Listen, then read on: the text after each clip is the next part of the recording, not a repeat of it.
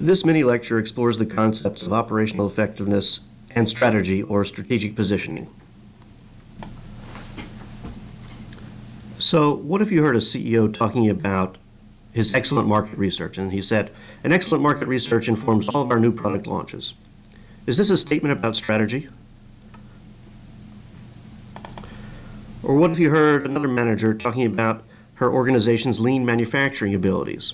She might say, "Lean manufacturing enables us to provide low-cost parts to our customers." Is that a statement about strategy? Or what if you heard the CEO talking about the sales force, which is very well trained and very highly motivated and a key driver for growth? Is that a statement about strategy? Well, these are likely to be very critical and important things for an organization's performance, but they're not really questions or statements about strategy. Rather, they are statements about operational effectiveness. Operational effectiveness means performing activities as well as or better than rivals. It means trying to achieve best practice in every functional area, in the functional areas of manufacturing and marketing and sales, logistics, service, and so on. Being operationally efficient means being on the efficient frontier. In the graphic on the right, the curve between 1 and 2 represents the efficient frontier. The circle labeled A represents a firm on that efficient frontier. If you're on the efficient frontier, you're getting as much as you possibly can get out of the resources that you've invested in the business and the employees that you've hired in the business. Circle B, by contrast, represents a firm that is not on the efficient frontier. It's not getting as much out of its resources as is possible. It can improve its performance if it improves or if management succeeds in improving manufacturing or marketing or sales or other functional areas in the firm.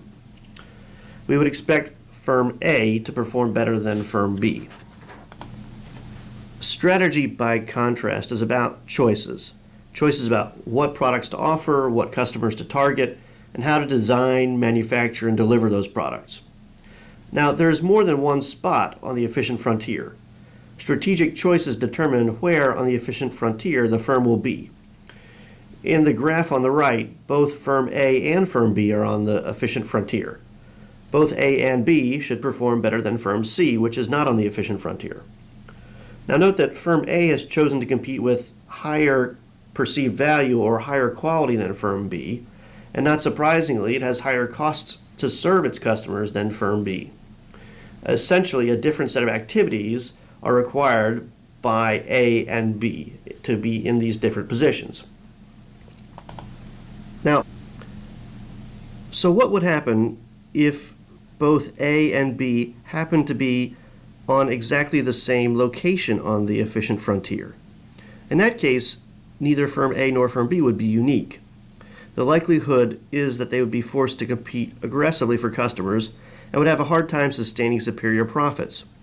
The essence of strategy, then, is not to do that, but to choose different positions on the efficient frontier. In summary, we can think of operational effectiveness as doing things right, whereas we can think about strategy being about doing the right things. Operational effectiveness means performing similar activities as well as or better than rivals, whereas strategy means performing different activities than rivals.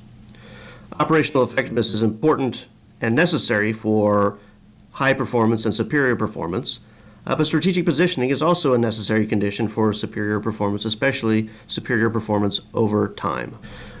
So what is the relevance of this distinction?